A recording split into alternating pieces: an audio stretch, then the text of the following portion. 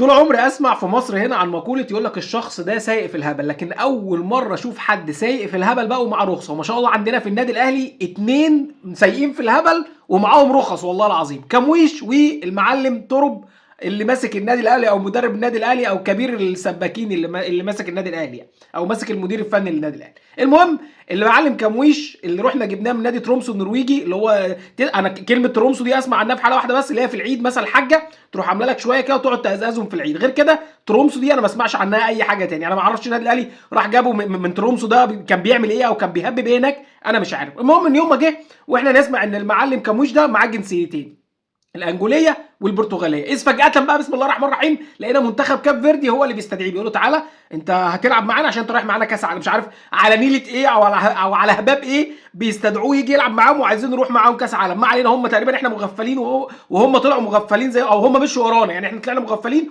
وهم بقى الله ايه امين، وراحوا ماشيين ورانا ايه، وراحوا جابوا الراجل وعايزين يروح يلعب معاهم كاس عالم. هم يمكن شايفين، كل الناس دي شايفين في حاجه غير اللي احنا كجماهير النادي الاهلي شايفينها.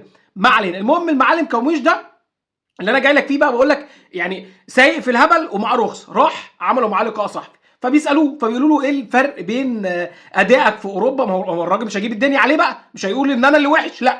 قالوا هم بيسالوه بيقولوا ايه الفرق بين ادائك في اوروبا او ادائك في النادي اللي انت مش عارفش، ما علينا، ما اعرفش ترومسو ده اوروبه ايه، بس ما علينا، ادائك في النادي اللي انت كنت بتلعب فيه واداء اللعيبه في النادي الاهلي والنتائج في النادي الاهلي. قال لهم والله بصوا اقول لكم على حاجه، احنا على مستوى الروح وعلى مستوى الجرينتا وعلى مستوى الاداء، احنا في النادي اللي انا بلعب فيه كنا مطالبين بحاجات، لان اللعيبه بيبقى عندها طموح ان هي تلعب في انديه اكبر من كده. في النادي الاهلي هو ده الطموح، او انت وصلت لاعلى حاجه ممكن تلعب فيها. فطبعا هنا يقصد ايه؟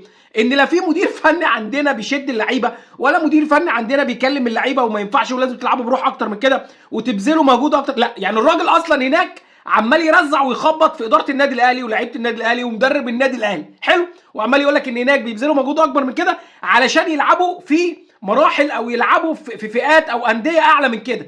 فبيقول لك في النادي الاهلي بقى لا، هم خلاص وصلوا للتوب الاعلى حاجه، فلا بيبذلوا مجهود ولا عندهم روح ولا عزيمه ولا اي حاجه، هم خلاص وصلوا لاعلى حاجه، فهيعملوا ايه يعني؟ طبعا الراجل ده بقول لك بيخبط في كل الناس. فالمعلم تقريبا زي ما بقول لك كده سايق في الهبل ومع رخصه. نيجي بقى للتاني اللي عندنا في النادي الاهلي، المدرب كابتن ياسين منصور وكابتن سعد عبد الحفيظ، او الاستاذ ياسين منصور وكابتن سعد عبد الحفيظ، قعدوا مع ترب قالوا له بص احنا بندعمك وكل حاجه. طبعا هم بيسيسوه لحد احنا مش عارفين نمشيه عشان مش عارفين ندفع الشرط الجزائي، فقالوا احنا بندعمك ومعاك لحد نهايه الموسم، وبعد كده يحلها حلال. طبعا هم كده كده هيمشوه في نهايه الموسم، يعني لو يطولوا دلوقتي ان الراجل يتنازل عن الشرط الجزائي ويمشي كانوا مشوه. طيب المهم قالوا له احنا بندعمك والكلام الجميل ده والدباجه الجميله دي والقعده الحلوه وايه ومعلش وطبطب على راسه وبتاع. المهم قالوا له بص بس احنا عايزين نقول لك على حاجه، عايزين نفتحك في موضوع بقى يا ترب بقى، عايزين نفتحك في موضوع الصراحه. ايه هو؟ ان دلوقتي كمويش احنا بندفع فيه فلوس والراجل ما بيعملش اي حاجه، والقيد في النادي بتاعه في نادي ترومسو او ترمس النرويجي ده، القيد عندهم هيقفل يوم 31 مارس. ممكن نرجعه ونوفر القرشينات بتوعنا، لان احنا يعني مش هتبقى انت وهو علينا.